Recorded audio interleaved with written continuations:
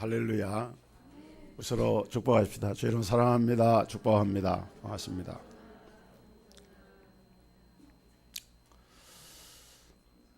제가 어렸을 적에 자랄 때는 이 공산주의에 대한 이런 사회적인 이런 그 적대 의식이라고 할까요?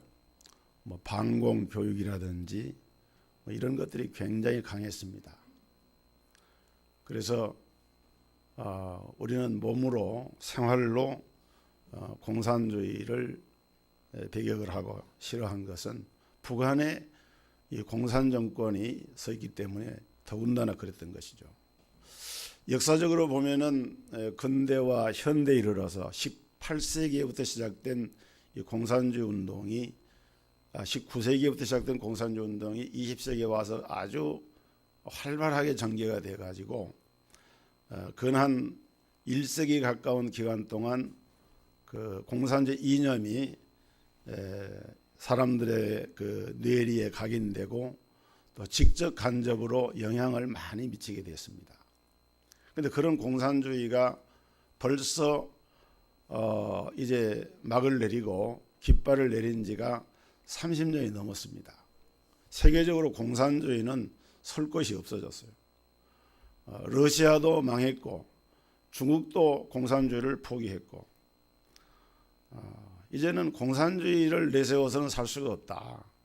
그래서 교조적인 공산주의로 일컬어지는 구소련이나 중국 같은 그런 공산주의 나라들도 이제 공산주의 해가지고는 살 수가 없다. 그래서 시장 경제를 받아들이고 또 부분적이지만은 민주주의를 정치 체제에 또 이렇게 도입을 해서 사회 변화를 이렇게 시도를 하고 있습니다. 그런데 이 한반도 북쪽에 있는 이 북한의 김일성, 김정일, 김정은 이 3대 세습 왕조로 이어지고 있는 북한 정권은 공산주의를 버리지 않고 있어요. 학자들은 북한의 공산주의는 이거 공산주의도 아니다. 이론상으로 공산주의는 어떤 우리 사회에 어떤 그 빈부격차라든지 어떤 사회의 어떤 소외층이 이렇게 발생하는 데서 필연적으로 공산주의가 발생할 수밖에 없다. 그래서 이제 어떤 공산주의를 학문적으로 이론적으로는 어떤 이렇게 사람들이 받아들일 수 있는 그런 면이 조금은 있다고 그래요. 그렇지만 실제적으로 그 공산 정치 체제 하에서는 일당 독재가 벌어지고 계급 투정을 통해서 이제 그 외의 모든 존재를 부정해 버리니까 이 공산주의 체제 하에서는 사람이 살아날 수가 없는 거예요. 북한은 공산주의도 아니고 세습 왕조 1인 독재 체제죠. 얼마 전에 이 김정남 이제 독살 사건이 크게 보도가 돼서 아직도 이렇게 지금 논란이 되고 있습니다만은 한마디로 이 폐쇄적이고 이제 이 독선적인 이런 이 북한 정권이 지금도 핵무기를 개발하고 있고 미사일을 쏘아대고 있고 우리 대한민국뿐만 아니라 주변 국가 세계 강대국을 향해서까지 무모한 이런 도발을 하고 있는 이런 상황 속에서 우리가 살고 있습니다. 우리 한반도는 세계에서 가장 강한 나라 네 나라가 둘러싸고 있어요. 세계에서 땅덩어리가 가장 큰 나라 러시아, 세계에서 인구가 가장 많은 나라 중국, 세계에서 경제적으로 1, 2위를 다투는 일본, 그리고 세계 최강의 군사대국이고 가장 큰 영향력을 가지고 있는 미국, 이 네 나라가 하여간 자기들의 어떤 국가적인 이익을 먼저 앞에 두는 거죠. 이번에 그 트럼프가 포스트 아메리카, 미국 우선주의죠. 그들이 지금까지 가져왔던 그런 어떤 세계 평화라든지 세계 경찰 국가라는 그런 이미지라든지 이런 것들과는 전혀 다르게 국가 우선주의를 앞세워서 이렇게 나오고 있고, 또 중국 같은 나라도 이 사드 문제를 가지고 지금 우리 한국의 롯데 기업이 굉장히 어려움을 당하고 있고, 우리나라의 제주도 관광단지라든지 실제로 화장품 업계라든지 중국의 관광객들을 상대로 하는 이런 사업하는 분들이 심각한 그런 위기에 처해 있는 그런 상황이 있습니다. 오늘 우리는 이런 틈바구니에 끼어 있는데, 바로 지난 10일 날 국정농단의 당사자인 대통령을 이제 헌법재판소에서 파면하는 이런 결정을 했습니다. 정말 안타까운 일이고 불행한 일입니다. 대통령 탄핵과 파면을 요구하는 대다수의 국민들도 있지만은 또 그것에 대해서 입장을 달리하는 극보수층의 우리 국민들도 상당수 있습니다. 저는 개인적으로 그것을 가지고 평가하고 싶은 마음은 없어요. 그러나 이제는 새로운 이런 정치 환경을 우리가 새로 만들고, 또 우리 사회가 이렇게 화합을 하고 하나가 돼서 나가야 되고, 또 새로운 대통령이 선임이 되는데 우리 그리스도인들도 대통령 뽑을 때 잘 뽑아야 될 것 같아요. 뽑아놓고 후회하지 말고 잘 뽑아야 됩니다. 한마디로 우리 지금 나라는 위기의 상황에 있습니다. 이 위기의 때에 우리 성도들과 교회가 어떻게 해야 되는 것인가? 하나님께서는 에레미야를 통해서 기록된 이 말씀을 통해서 이스라엘 백성들에게 경고를 하고 계시는데, 이 경고의 말씀이 오늘 우리의 정치 상황과 또 우리 한국 교회가 처한 상황과 이렇게 결부해서 우리가 깊이 생각하고 또 받아들여야 할 오늘의 우리에게 주시는 말씀이다. 저는 그렇게 말씀을 묵상하면서 이 어려운 때에 우리 성도들과 교회가 해야 할 일이 무엇인가를 오늘 말씀을 드리려고 합니다. 첫째로, 모든 것을 역사의 주관자가 되시는 하나님의 손에 우리가 맡겨야 합니다. 우리의 모든 것을 역사의 주관자 되신 하나님의 손에 맡겨야 돼요. 대한민국의 미래도 우리 국민들의 장래도 하나님의 손에 있는 거예요. 하나님께서 예레미야 선지자에게 이미 북왕국은 주전 722년에 바벨론의 아수리의 침략을 받아가지고 패망을 했고, 이제 그로부터 약 한 107, 80년 세월이 지나서 남왕국 유다의 이 왕조 시대에 유다 왕국이 심각한 위기에 처하게 됩니다. 바벨론이라고 하는 거대한 나라가 이제 유다 왕국을 치려하고 있습니다. 그런데 내부적으로 유대 왕국은 도덕적으로 해이해졌습니다. 신앙적으로 하나님의 여호와를 떠나서 우상을 숭배하고 하나님이 원치 않는 이런 일을 행함으로 하나님께서는 선지자 에레미야를 통해서 이제 그들의 죄악상을 지적을 하고 회개하라, 돌이켜라 라고 말씀을 하고 있는 거예요. 그러면서 하나님이 에레미야에게 한 가지 사실을 실물 교육을 시켜주시는데, 어디로 에레미야를 인도하는가 하면은 토기장이가 그릇을 굽는 그 옹기토로 이렇게 에레미야를 데려가신 거예요. 우리 중랑구 신내동이 얘가 조선시대부터 이 옹기를 굽는 곳이었더라고요. 지금 구청 뒤에 옹기터 가마를 지금 만들어 가지고 제가 엊그제 한번 시간에서 가봤는데, 원래 3월 달에 개장하려다가 이제 좀 더 준비해 가지고 4월 달에 개장한다고 옹기터를 만들어 놨더라고요. 그게 원래부터 있던 옹기터예요. 쉽게 말하면 그 옹기터입니다. 그런 옹기터로 에레미야를 이끌어 가지고 거기 가서 보니까 옹기를 만드는 이 토기장이가 진흙을 이겨 가지고 옹기를 만들고 있는 거예요. 여호와의 말씀이니라. 이스라엘 족속아, 이 토기장이가 한 것 같이 내가 능히 너희에게 행하지 못하겠느냐. 이스라엘 족속아, 진흙이 토기장이의 손에 있음 같이 너희가 내 손에 있느니라. 그렇잖아요. 토기장이가 그것을 만들려고 하면은 진흙을 이겨가지고 손으로 이렇게 농로에다가 진흙 올려가지고 돌려가면서 만듭니다. 그 토기장의 손에 있는 진흙처럼 이스라엘아, 유다 백성들아, 너희들이 바로 내 손 안에 있다. 너희들의 운명이, 너희들의 생사 문제가, 너희들이 살고 죽는 것이 내 손에 달려있다. 그러니 이 말씀 무슨 말입니까? 너희의 모든 것을 하나님께 맡기라는 말이에요. 하나님 앞에 맡겨라. 그렇습니다. 우리 하나님은 토기장이십니다.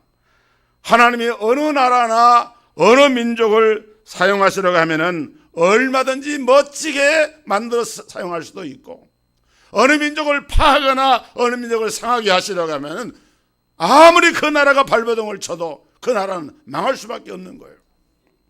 여러분, 우리 대한민국의 역사를 우리가 더듬어 보면은 사실 우리 대한민국은 그렇게 큰 나라가 아닙니다. 특별히 우리 주변을 둘러싸고 있는 나라들이 크고 강한 나라들이 되기 때문에 우리나라는 존립 자체가 위협을 많이 받았어요.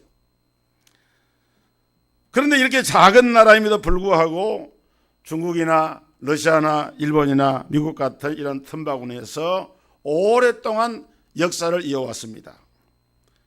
예의와 학문을 최고로 여기며 살아왔고, 부모를 공경하고 나라를 사랑하는 일에 있어서는 세계 어느 나라 국민들에 비해서 뒤떨어지지 않는 그런 민족성을 가진 나라가 우리 대한민국이에요. 그런데 하나님께서 이 나라를 복을 주시려고 130여 년 전에 복음을 받게 하셨습니다. 이 복음을 통해서 우리 국민들의 눈이 열렸어요. 그래서 우리 국민들은 이런 지정학적인 악조건들, 정치, 경제, 사회, 환경적인 이런 불리한 조건들 속에서도 오늘날 우리 대한민국은 세계의 여러 나라들이 부러워하는 나라가 됐어요. 할렐루야. 실제로 그래요. 극소수의 몇 나라 아직도 무슨 이렇게 대국주에 있는 그런 사람도 있잖아요. 그런 것 빼고는 이 아시아나 동남아나 남미나 아프리카 세계 여러 나라들이 코리안 그러면은 대단하게 생각합니다. 20세기에 기적을 일으킨 나라, 기적을 일으킨 국민들. 예전에 우리가 라인강의 기적을 얘기하면서 독일의 그 전후의 이런 그 부흥을 정말 부러워한 눈으로 바라보았는데, 지금은 한강의 기적이 라인강의 기적보다 더 큰 기적을 이뤘다고 이렇게 평가를 받아요. 여러분, 이것이 우리의 노력만의 결과일까요? 이것이 우리의 저력 때문일까요? 아닙니다. 적어도 하나님이 살아계셔서 역사하심을 믿는 백성들이라고 하면은 천지와 모든 만물을 주관하시는 우리 하나님께서 우리에게 은혜를 주셨기 때문이다. 그렇게 고백하는 줄 믿습니다. 그렇게 고백을 해야 돼요.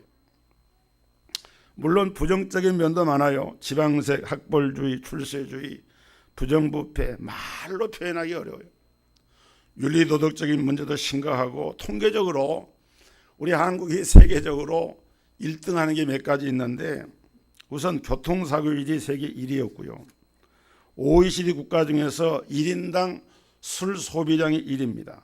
청소년 흡연율도 세계 1위고, OECD 국가 가운데 이혼율이 세계에서 2위입니다. 그러니까 이런 것만 보면은 우리나라는 망해도 진정 망해야 되는데, 그런데 망하지 않고 있는 것은 그 이유가 뭐냐? 그것도 하나님의 은혜입니다. 여러분, 우리 민족과 우리 교회가 원하는 것이 무엇입니까? 남북이 통일이 되고 민족의 복음화가 이루어지고 그리고 우리나라가 그야말로 선진 대국이 되어지는 것이 원하는 것 아닙니까? 그런데 사실 우리 현실을 보면은 이제 2만 불에서 3만 불을 이렇게 바라보면서 경제는 정체되어 있습니다.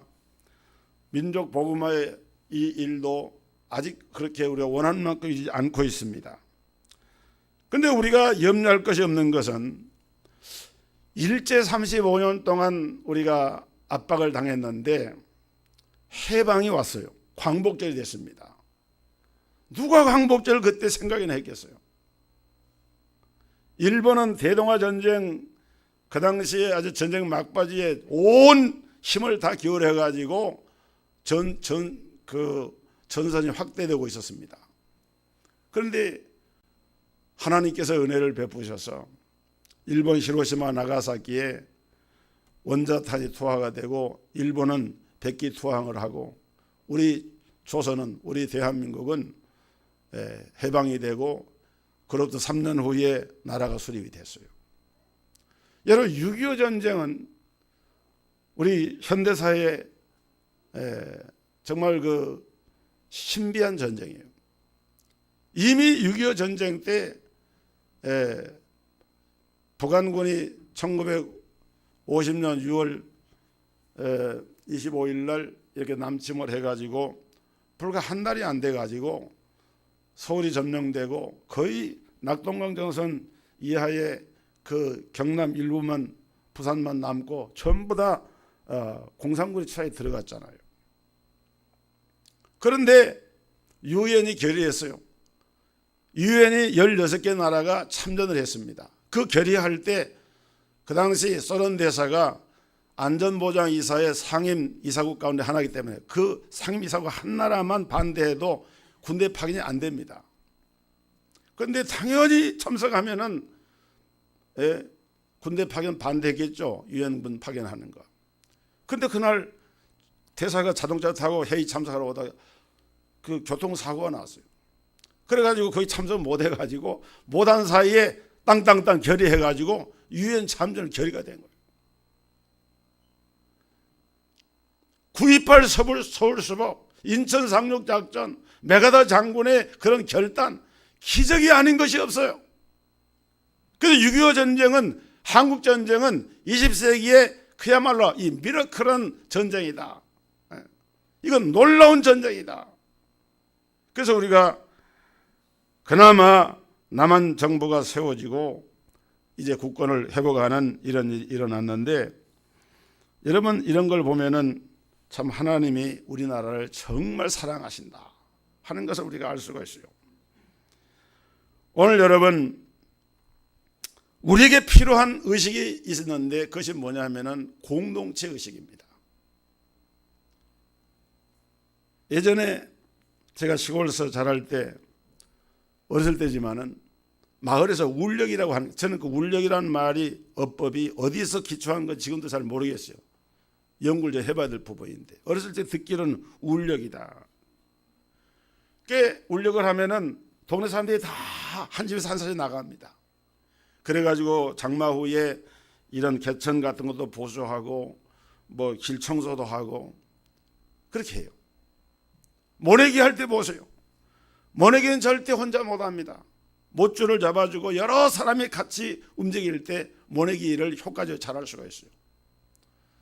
우리나라의 음식 가운데 비빔밥이 세계적인 음식이 되어 있는데 이 비빔밥은 특징이 뭐냐면은 그 하나에다가 밥하고 나물하고 뭐 이런 반찬 이런 것을 같이 넣어가지고 다 이렇게 비벼서 먹는 거예요.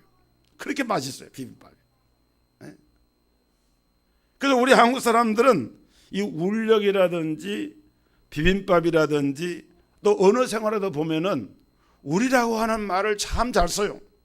자기 마누라를 자기 마누라고 절대 얘기 안 합니다. 우리 마누라라 그럽니다. 그러니까 미국 사람들이 우리 마누라라고 이렇게 말한 걸 그대로 번역을 하면 큰일 나는 거예요. 논리 자빠지는 거예요. 아니 마누라는 자기 마누라인데 표현할 때는 우리 마누라. 그건 무슨 말인가 하면 그만큼 우리나라 사람들은 뭐랄까요? 이 협력하는 이 공동체 의식이 음식 문화나 언어 문화나 생활 문화 속에 이렇게 뿌리를 내리고 있는 그런 하나의 그 단일 민족으로서 이렇게 쭉 내려온 거예요. 얼마나 이게 고귀한 문화인지 몰라요. 이런 것들이 그런데 최근에 들어와서는 점점 이게 사라지고 공동체 의식이 사라지고 개인주의화되고 그리고 아파트 이런 공간 문화가 이렇게 발생을 하면서 사람들이 그리고 무슨 그 컴퓨터라든지 또 이런 휴대전화라든지 개인의 어떤 것에 이렇게 같은 움직임보다도 그런 문화에 이게 들면서 사람들이 점점 이 공동체성이 약해져 가고 있어요. 여러분, 성경이 가르쳐 준 것처럼 오늘 우리가 공동체 의식이 살아나게 되면 이 세계 어떤 나라도 우리를 넘볼 수가 없고 무너뜨릴 수가 없는, 하나님을 절대적으로 신뢰하고 하나님의 은혜 속에서 우리의 의식이 단합이 되어지고 공동체로 이렇게 이어져 나가게 되면은 우리 민족이 새로운 도약을 할 수 있는 오히려 전화위복의 기회가 된다. 저는 그렇게 믿고 있어요. 여러분, 그런 하나님의 은혜가 임하기를 주의 이름으로 축복합니다. 그 다음에 두 번째는 우리가 나라를 구하고 이 위기에서 건지려고 하면은 우리 악을 회개하고 하나님의 말씀으로 돌아가야 돼요. 하나님이 우리에게 요구하시는 것이 본문 7절에 나오는데, 내가 어느 민족이나 국가를 뽑거나 부수거나 멸하려 할 때에 만일 내가 말한 그 민족이 그의 악에서 돌이키면 내가 그에게 내리기로 생각하였던 재앙에 대하여 뜻을 돌이키겠고 그랬어요. 여러분, 우리 주변의 상황을 보거나 우리 현실을 볼 때 참 암담한 것이 많습니다. 그렇다고 우리가 좌절하고 여기에 주저앉을 수가 없는 거예요. 힘을 내야 됩니다. 할 수 있다. 그런데 우리가 이때 중요한 의식이 뭔가 하면은 여기 보니까 그의 악에서 돌이키면 그렇습니다.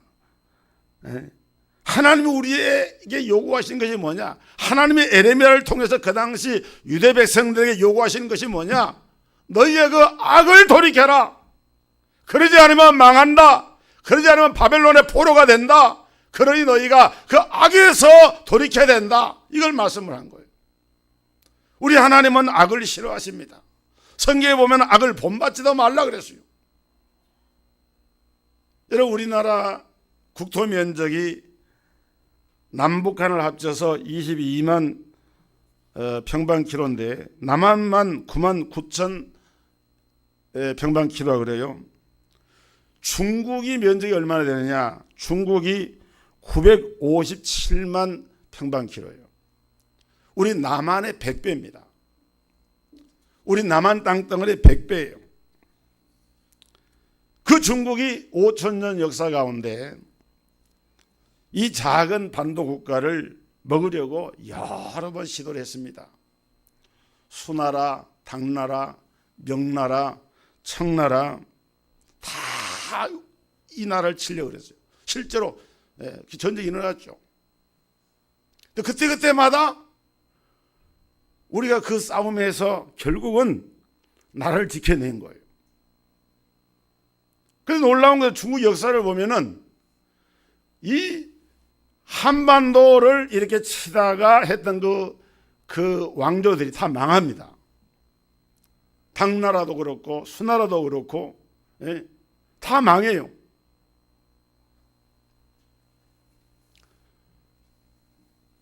청일전쟁도 사실은 일본하고 청나라가 전쟁한 것이지만은 그게 조선 문제 때문에 일어난 전쟁입니다.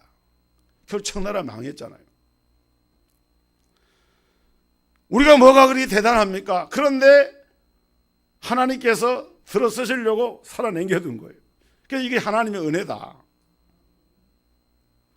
여러분, 일본은 어떻습니까? 일본은 조선 선조 때 임진년 때 왜군이 들어와서 7년 전쟁이 있었습니다.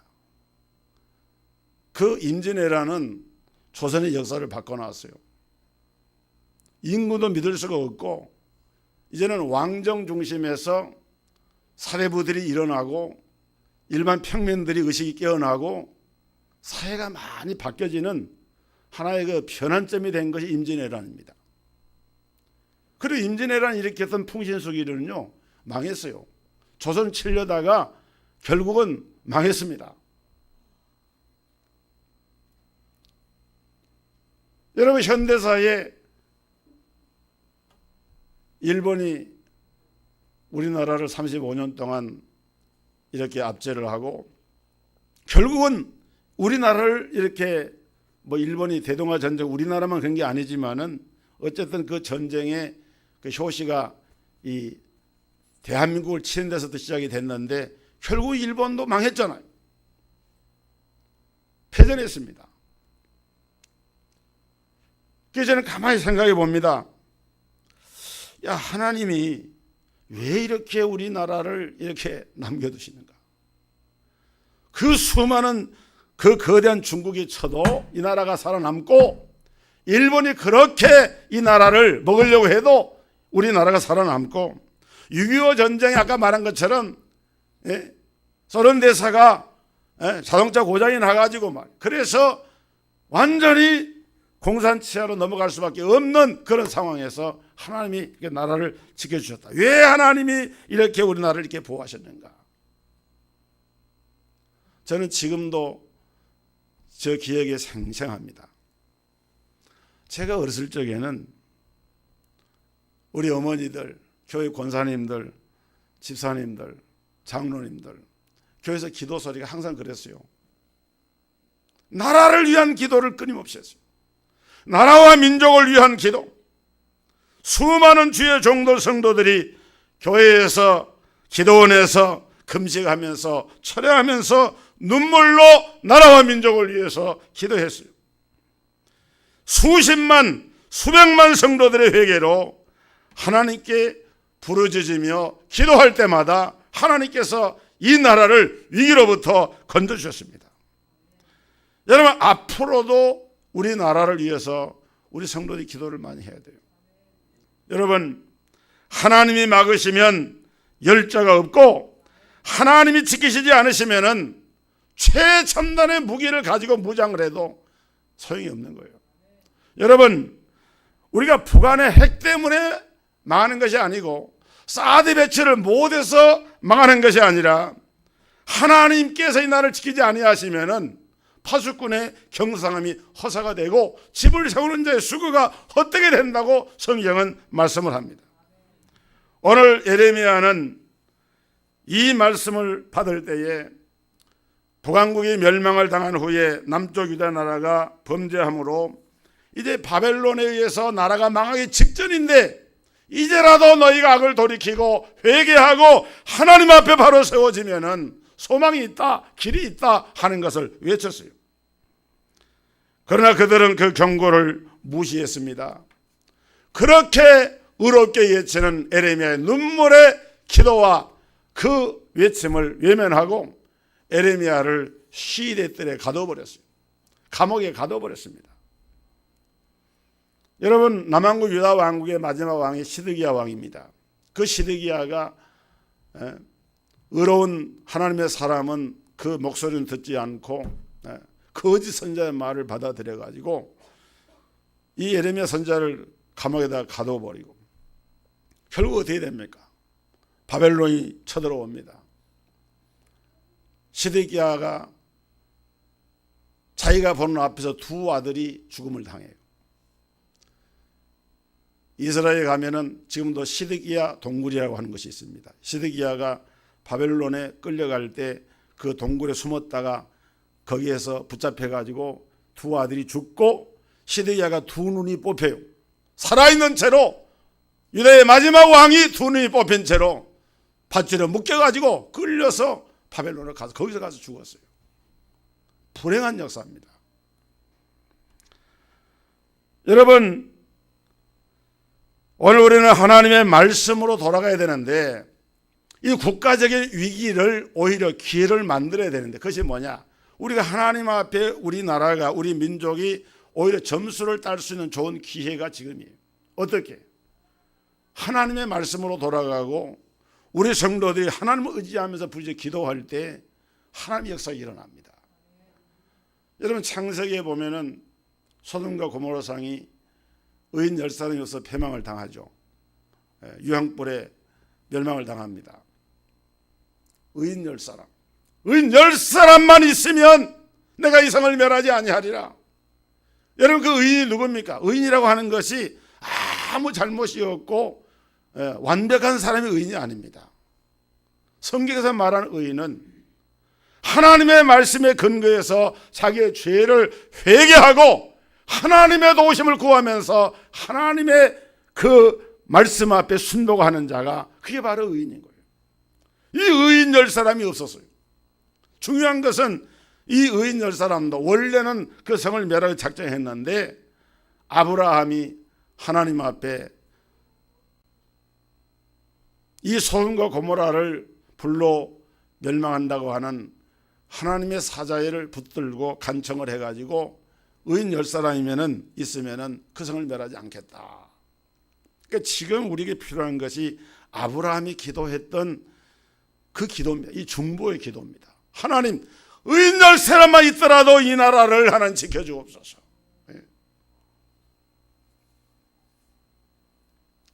지금은 우리 한국에는 기독교인이 1000만이 넘기 때문에 아마 하나님의 의인을 적어도 한 10만 명 정도는 있어야 될 거라고 말씀할 것 같아요. 왜냐하면 우리 한국의 교회가 5만 개가 넘어요.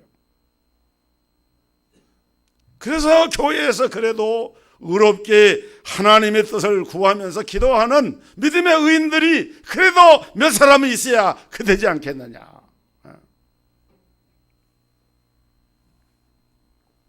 여러분이 한국교회고 우리 교회가 한국교회입니다. 그렇기 때문에 우리 자신이 먼저 회개하면 하나님은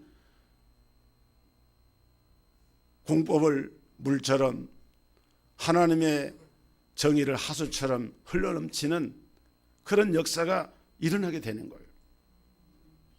여러분 이번에 대통령 탄핵할 때 8인 재판관이 전원일치로 파면 주문을 해서 판결이 됐습니다마는 그중에 그 소수견이지만은 그 보도가 되고 또 신문에 발표가 됐는데 안창호 재판관이 있습니다. 이 안창호 재판관은 장로님입니다. 이분은 예전에 한나라당, 지금 새누리당이죠. 그 추천으로 그 헌법재판관이 된 분이에요. 보수적인 분이죠. 근데 이번은 지방에서 지방법원장, 고등법원장까지 하고 헌법재판관이 된 분인데 아주 신실한 장로님이고 그 지역에서 재판관으로 일할 때도 아주 어려운 분들 많이 돌보고 훌륭한 일을 많이 했던 분이더라고요. 그분이 그 대통령 탄핵을 하면서 소수계지만은 거기 얘기한 글 가운데 구약의 아모스서 5장 24절에 기록된 말씀, 오직 공법을 물같이 정의를 하수같이 흘릴지로다. 이 말씀을 인용을 하면서 이 일을 통해서 우리 대한민국이 공의를 하수같이, 공법과 정의를 하수같이 흘러넘치는 나라가 되는 이 일을 위해서 우리는 대통령을 파면한다.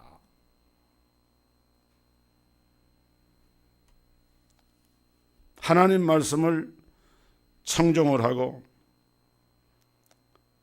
청정의 역사가 나타나면 하나님은 심판의 뜻을 돌이키셔요.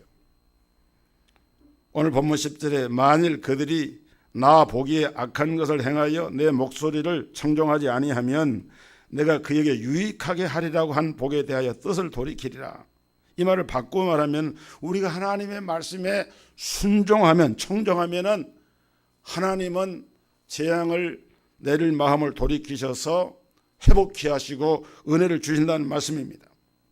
에레미야 26장 13절에 그런즉 너희는 너희 길과 행위를 고치고 너희 하나님 여호와의 목소리를 청종하라. 그리하면 여호와께서 너희에게 선언하신 재앙에 대하여 뜻을 돌이키시리라. 하나님이 그 뜻을 돌이키신다.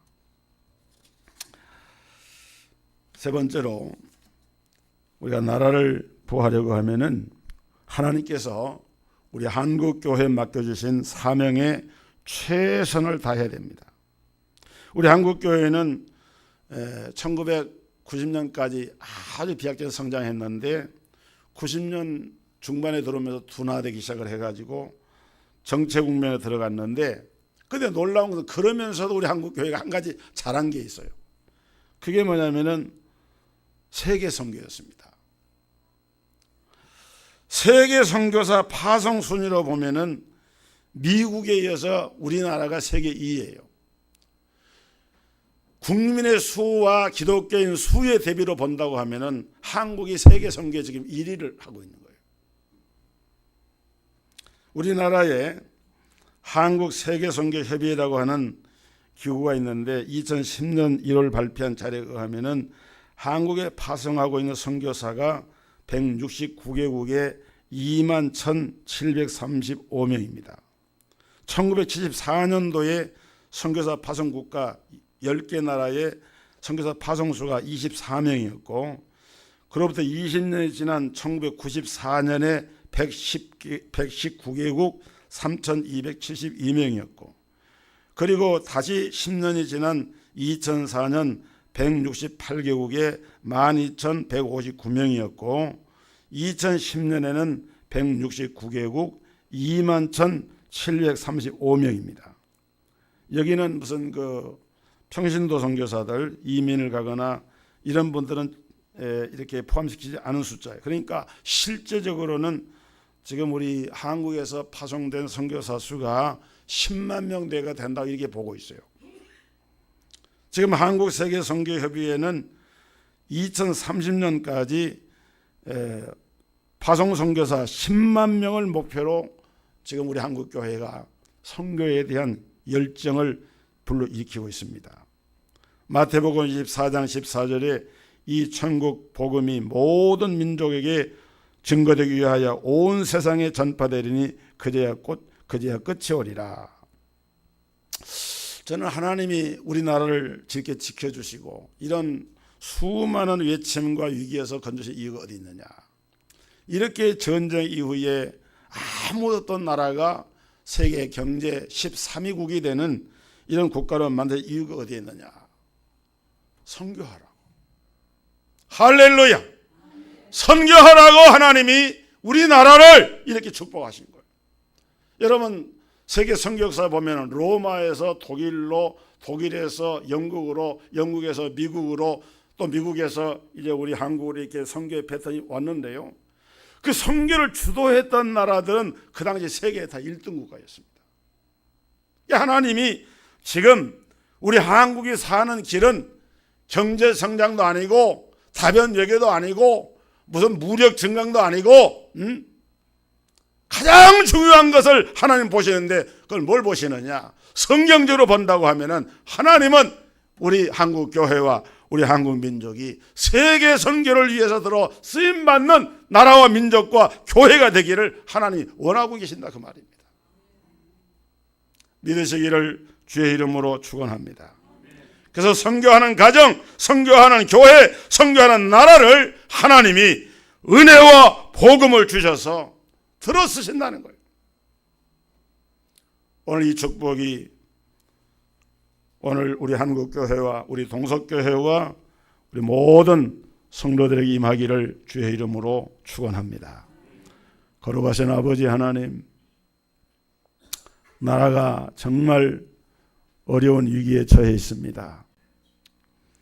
이제 대통령은 탄핵을 받았고 새로운 대통령을 세우기까지 60일간의 빈 공백이 있고 우리 국내의 모든 정세를 볼 때 우리가 정말 기도해야 할 때인 것을 다시 한번 심각하게 깨닫게 됩니다. 정말 우리가 복음을 전하여서 하나님이 원하시는 토기장이 되신 하나님의 손에 들려진 진흙덩이처럼 우리 민족의 장래가 하나님의 손에 있는 줄로 믿사오니 주여 다시 한번 이 나라 대한민국을 궁일이 여겨주시고 한국교회의 은혜를 베풀어 주셔서 이 마지막 선교주자로서의 귀한 사명을 온전하게 감당할 수 있도록 은총을 베풀어 주옵소서. 예수 그리스도 이름으로 기도하옵나이다. 아멘.